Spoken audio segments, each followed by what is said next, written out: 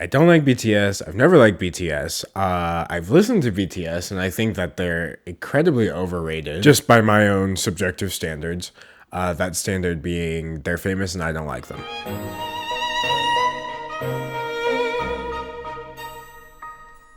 Hi, and welcome back to me talking about whatever I want. Today I want to talk about BTS's new album because I don't like BTS, but I do know that if I talk about BTS's new album, I'm gonna get a lot of views. But that doesn't mean I have to, ignore their existence completely or talk bad about their music. So I'm still gonna give their album a chance. And if you're new to this channel, you already know how I do album reviews. I'm fair, but I'm also honest. So if I don't like it, I'm just gonna say I don't like it. And if I don't like it for no reason, I'm just gonna admit that I don't like it for no reason and move on. However, I do take music very seriously, so I've listened to their new album several times, which is insane because it's over an hour and 10 minutes long. And on top of that, I know all of the lyrics. I know what each song is about in English because I looked it up from multiple different translations. And on top of that, I also know who's singing each part in each song. I familiarized myself with the boy band members, found some of those color-coded videos. So yeah, I may not be a BTS fan, but that doesn't mean I'm just gonna be completely ignorant about who they are. So this is an informed but honest review of BTS, Map of the Soul 7. 20 tracks, a couple of features, let's go.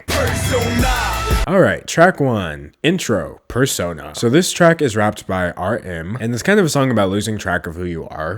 My issue with the song though is that it's messy. And it's not RM's fault, his delivery is pretty amazing, but the beat, like what even is this beat? It has like this rock and roll sound. It almost sounds like a joke.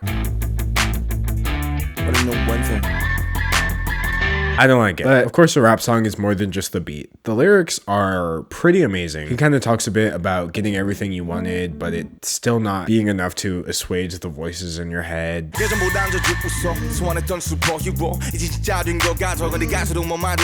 like imposter syndrome. He also talks a bit about losing your roots, which actually made me a bit sad.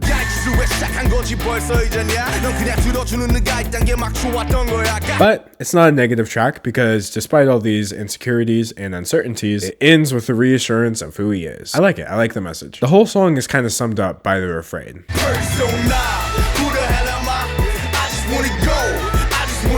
Who is he? He's RM, and that's basically all you need to know about the song. Still though, the beat was so not it. It's like really deep lyrics on a wacky instrumental, and it's like, what's up with that?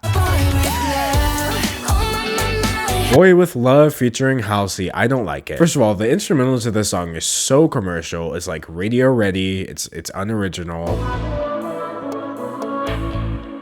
And then if that's not enough, the auto-tune. The auto-tune. Oh, the auto-tune.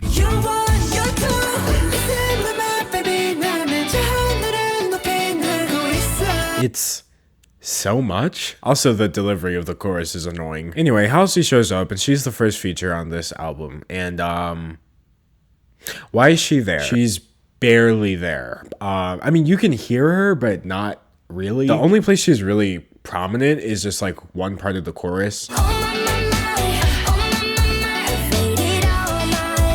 Waited all my life for what? To get some actual lines on a BTS song? Because it looks like you're gonna have to keep waiting. As for the lyrics, honestly, it's just a commercial love song. There's not much to say about them. I wasn't even a fan of the rap in this one. I didn't like it. Next.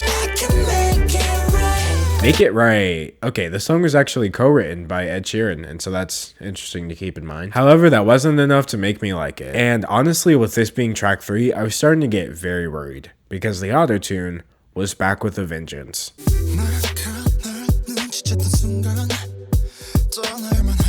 On top of that, the beat was very similar to Boy with Love. I was highly concerned because I was like, is this what the whole album's gonna sound like? It turns out the answer was yes and no. This one did have better lyrics though. It's kind of still a love song, but it's about becoming a better person. It's really nice. Also, J-Hope sings in this song, which I didn't know that the rappers in BTS could also sing. That's crazy.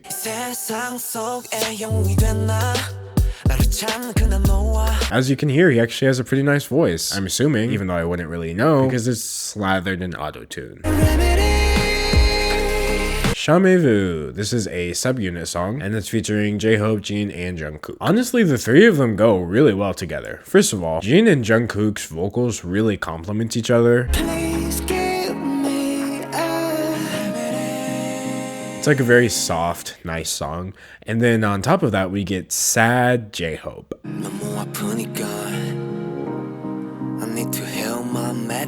I like it. The lyrics are pretty. They're about like dealing with the pain of repeated mistakes, but not giving up no matter how far back you get pushed, you know? Overall, it's a pretty cool song.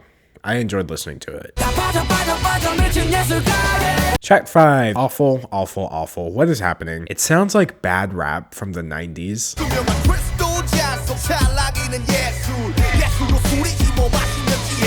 It sounds like someone's WWE intro music, like a wrestler would just walk out while the song blares in the background. On top of that, parts of the song don't even sound like the same song. Like for example, towards the end, Suga shows up and he kills it. His flow is so good on this song, but like it literally does not sound like it's from the same song.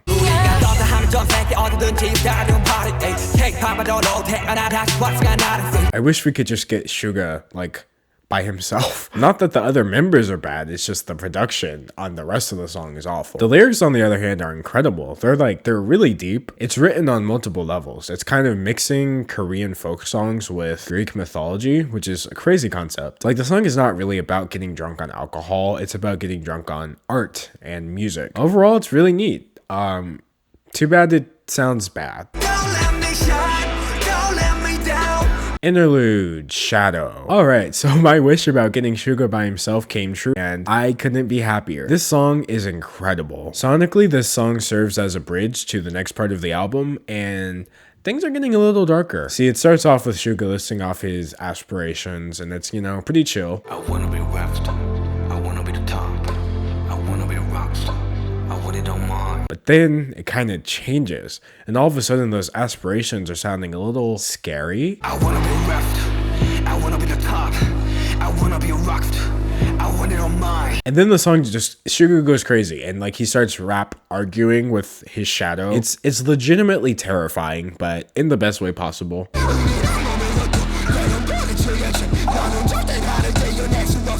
This is the full potential of this album's concept as an exploration of psychology. Like in this moment, I understood. I think it's the most fully realized song towards that concept. And like Suga's shadow that he's rapping against is actually part of his subconscious. It's just neat, okay? It's more than I would expect from like a boy band. Easily one of the best songs on the album. Basically, Scary BTS is best BTS. Track 7, Black Swan. I would literally have to make a whole video just to tell you how pretty this song is. First of all, the instrumental is gorgeous. On top of that, the lyrics are intense. In fact, this is one part where Jin sings about refusing to be swallowed up.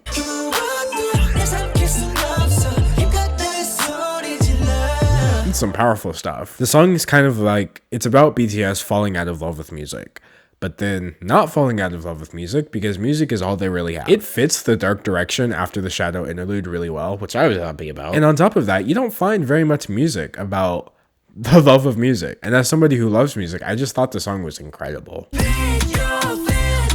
Track 8, Filter. Alright, so Jimin's solo in this song, and he does an amazing job with the vocals.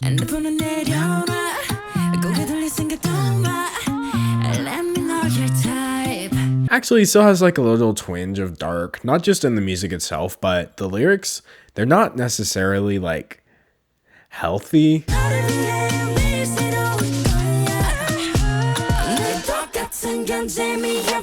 I mean, they're still fun, so honestly, who cares? Overall, it's just a cool, fun song. Alright, next we have My Time, which is a solo song from Jungkook. And it's basically just Jungkook flexing his vocals for 4 minutes straight, but he deserves it. If y'all had told me this man could sing this well, My life is up in a movie out of time. Okay then. He's my favorite vocalist from BTS, hands down. Besides being a stellar vocal performance, it also just doubles as very nice R&B. Overall, this song is going in my playlist. Alright, track 10, Louder Than Bombs. The song's actually co-written by Troye Sivan, which is cool. He has like this cool thing on the chorus. I like it. The thing is, it's a very standard BTS song. And I can say that confidently, having just listened to 9 BTS songs in a row. So I mean, it's not a bad song, it's just not particularly out of the box or interesting to me. The lyrics though, the lyrics are very interesting. First of all, they are heavy and they're like extremely sad. In fact, this was the first song on this album so far that didn't end on a positive note. But then we got a whole positive song. Sonically, at least. This track On has like this real gospel vibe to it. It's a super fun instrumental. I was really excited to hear the singing, and then I was instantly deflated because guess who's back? The Autotune, and it's back with a vengeance. I can't understand what people are saying. I can't understand what people are saying. We can't understand what you're saying because you sound like a robot, my guy. So this is track 11. We're halfway through the album, and at this point, the album was starting to blend together. Part of it was how similar some of the songs were. The majority of it was literally just the autotune. Started kind of sounding like this electronic, singular song. And honestly, these people are talented enough to not need autotune, so I was a little confused by that. However, in spite of this, Jungkook delivers the most stunning performance maybe on the album. He hits these notes on this one part and it's just like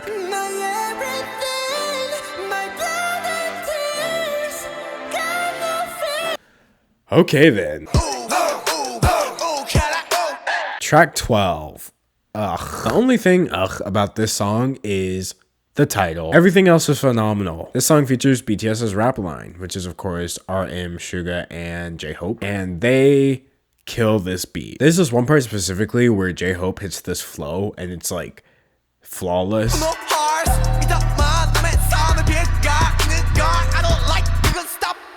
I like it. Don't stop. On top of that, this track is just so angry. It's amazing. Like the lyrics are very pointed, but they're angry at people for being angry over nothing. I mean, even though the track is delivered in an angry way, it's more so an exploration of anger and how negative it is and its effects are. Also, towards the end, the beat just goes so hard, it should literally be illegal.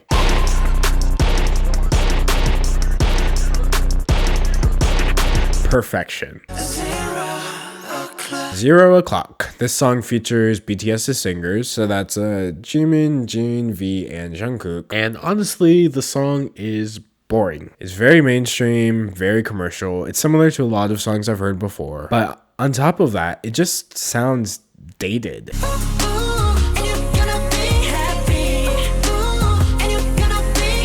has nice lyrics, but it's a weak song.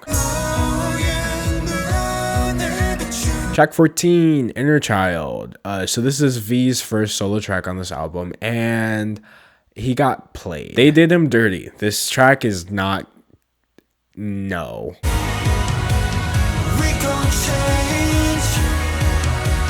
We Gon' Change is such...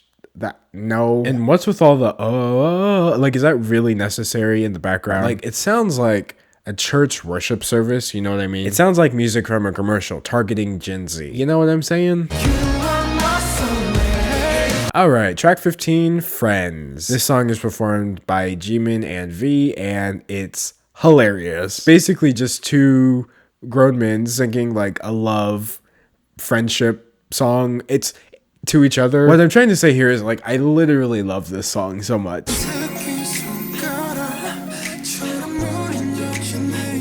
It's like really cheesy, but like really soulful. I did not know V belting out "You Are My Soulmate" at the top of his lungs was something that I needed to hear.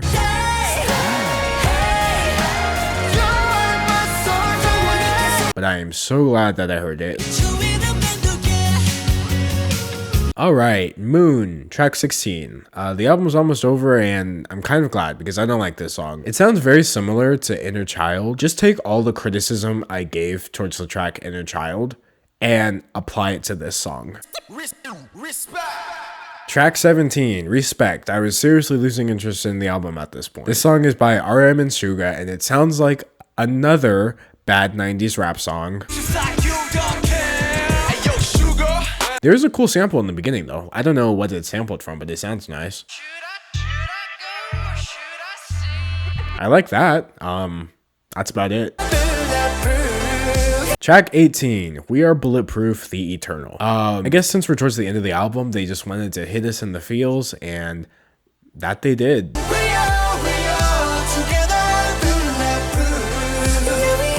That is the most heartfelt song on the album. It's kind of like a BTS anthem. It's very dramatic and powerful and good. I'd imagine if you were like a longtime fan of BTS, then this song would probably be like really moving to you. But honestly, I have to say, even as somebody just casually listening to their album because it's there, I can still recognize that the song is pretty incredible. And the last original track for this album, Outro, Ego. This whole song is performed by J-Hope, and it's a song. It's not a bad song. You know, it's simple. It's a nice, joyful finish to the album. How much love, how much joy, we either do is stay calm along. It's like good vibes, unironically. Alright, the final track on the album is a remix of On featuring Sia, but she's barely there, so what was the point? Okay, so my closing thoughts. Auto-tune. That's all I'm gonna remember tomorrow. Why was there so much auto-tune on this album? Now here's the thing, I don't even always dislike auto-tune. In fact, I like certain performers solely because of their auto-tune. Travis Scott, Post Malone, Don Toliver. But on this album, it just sounded bad. It was excessive, it was robotic, and as I pointed out, it caused a lot of the songs to just blend into each other. But moreover, it was unnecessary. These people can sing, so who did that? BTS, why did you let somebody do that to you? Beyond that, the album has too many tracks. Far too many tracks. If an album is going to be like 1 hour and 16 minutes or however long it is, it has to be really engaging, otherwise it's going to feel long. And I think it was quite engaging in the beginning, but towards the end, it definitely felt long. A lot of the tracks on the second half of the album are lyrically redundant, and it just dragged on and on. It was not pleasant for me, honestly, towards the end there. So those are my main negatives of the album. Overall, though, the songwriting was a consistent